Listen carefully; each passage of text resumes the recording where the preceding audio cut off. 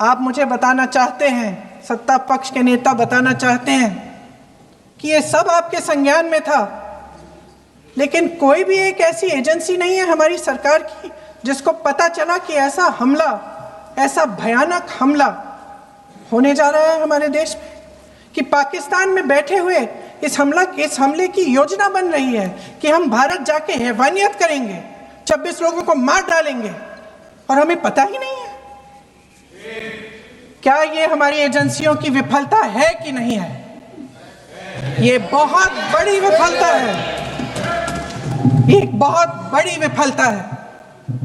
जानते थे कि ये गुट है, जानते थे कि 5 सालों से ये आतंकवादी हमले कर रहा है, अध्यापकों को मारा, आर्मी के बड़े बड़े अफसरों को मारा, आम जनता को मार डाला, पुलिस वालों को मार डाला, और आप इन पे निगरानी नहीं रख रहे थे।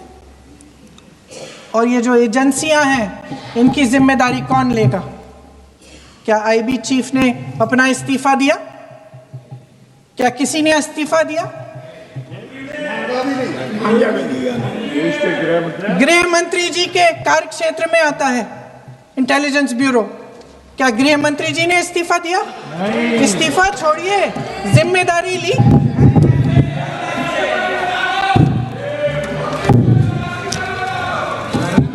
साहब देखिए, इतिहास की बात आप करिए, मैं वर्तमान की बात करना चाहती हूँ।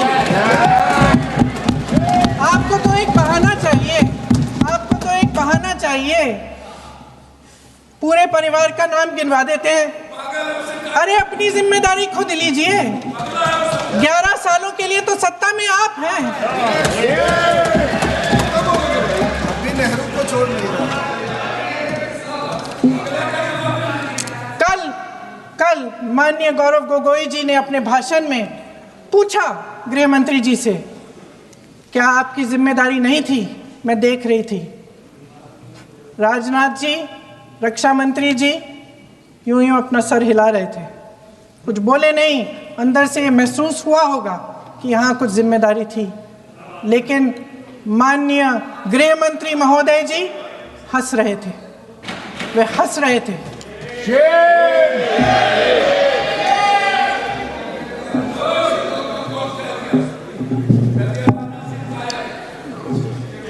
अध्यक्ष महोदय, कल सत्ता पक्ष और आज भी सत्ता पक्ष के नेताओं ने 2008 के मुंबई के हमलों का जिक्र किया, बार बार कहा कि मनमोहन सिंह जी की सरकार ने कुछ नहीं किया। ये तो जानकारी होगी ना कि उसी समय जब वो आतंकवादी हमला चल रहा था, तभी उन आतंकवादियों को मार डाला था। एक बचा था और उसको भी फांसी दे दी थी 2012 में। महाराष्ट्र के मुख्यमंत्री ने इस्तीफा दिया। देश के गृह मंत्री ने जिम्मेदारी लेकर इस्तीफा दिया। एक जवाबदेही थी पब्लिक के प्रति, एक जवाबदेही थी इस देश की जनता के प्रति, इस देश की धरती के प्रति। मैं आज पूरा दिन देख रहा था, जो 16 घंटे से जो चर्चा चल रही है, दुर्भाग्य से। प्लीज बैठिए, सब जवाब दे दिया आपका, आप सुनते नहीं, सबका जवाब दे दिया। प्लीज दुर्भाग्य से सुनिए जवाब। कांग्रेस को पाकिस्तान के मुद्दे इंपोर्ट करने पड़ रहे हैं।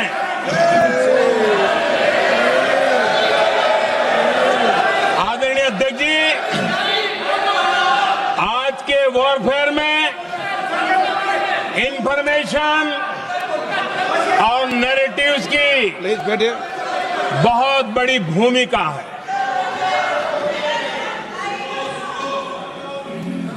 नैरेटिव घड़ करके, एआई का भी भरपूर उपयोग करके सेनाओं के मनोबल को कमजोर करने के खेल भी खेले जाते हैं। जनता के अंदर अविश्वास पैदा करने के भी भरपूर प्रयास होते हैं। दुर्भाग्य से कांग्रेस और उसके सहयोगी पाकिस्तान के ऐसे ही प्रपंच के प्रवक्ता बन चुके हैं।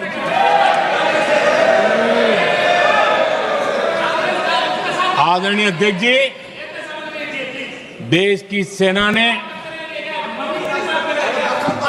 आदरणीय अध्यक्ष जी, ये तरीका है देश आपका? की सेना ने,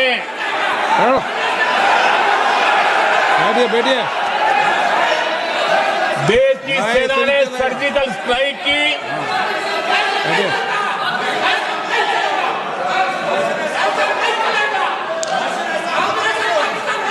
जब बैठिए बैठिए।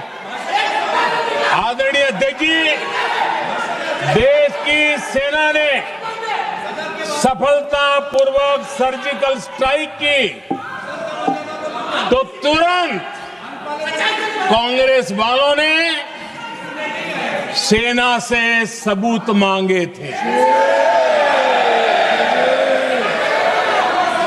लेकिन जब उन्होंने देश का मूड देखा, देश का मिजाज देखा, तो सुर उनके बदलने लगे और बदल करके क्या कहने लगे? कांग्रेस के लोगों ने कहा, ये सर्जिकल स्ट्राइक क्या बड़ी बात है,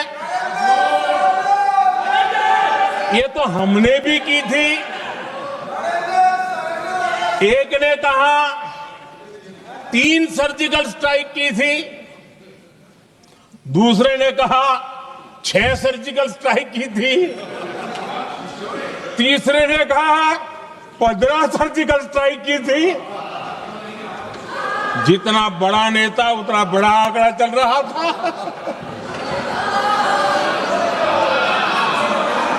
आदरणीय अध्यक्ष जी, इसके बाद बालाकोट में सेना ने एयर स्ट्राइक की। अब एयर स्ट्राइक तो ऐसी थी कि वो कुछ कह नहीं सकते थे, इसलिए ये तो नहीं कहा कि भाई हमने भी की थी। उसमें तो उन्होंने समझदारी दिखाई, लेकिन फोटो मांगने लगे। एयर स्ट्राइक हुई तो फोटो दिखाओ, क्या कहां गिरा, क्या तोड़ा, कितने मरे, बस यही पूछते रहे। पाकिस्तान भी यही पूछता था, ये भी यही पूछते थे। इतना ही नहीं, आदरणीय अध्यक्ष जी,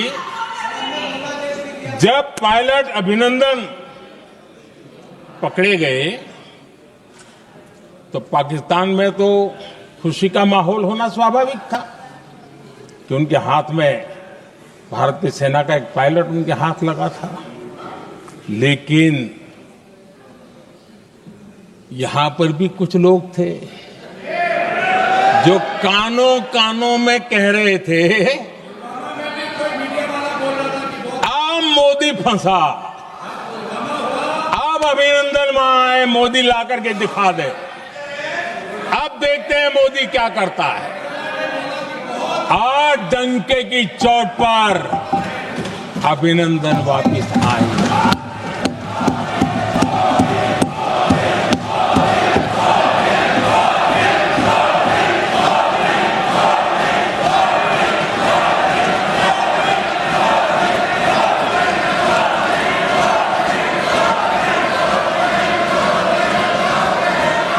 अभिनंदन को ले आए तो इनकी बोलती बंद हो गई।